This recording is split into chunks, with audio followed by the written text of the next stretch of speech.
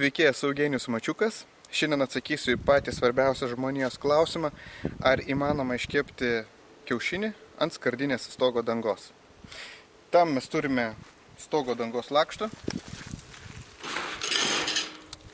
Imame kumpelio. Šiandien yra 27 laipsniai temperatūros.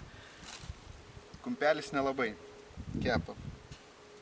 Bet skardos paimti į rankas praktiškai neįmanoma.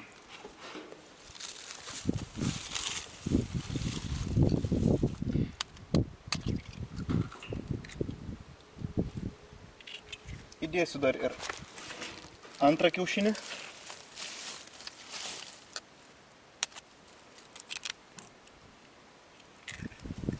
Ir vegetos prieskonių su ypatinguoju mononatrio gliutamatu. Praėjo 20 minučių, mes išsiaiškinome, kad prie 27 laipsnių oro temperatūros kiaušinis ant skardinės stogo dangos deja neiškepa. Šiandien jūs gavote atsakymą. Prašau.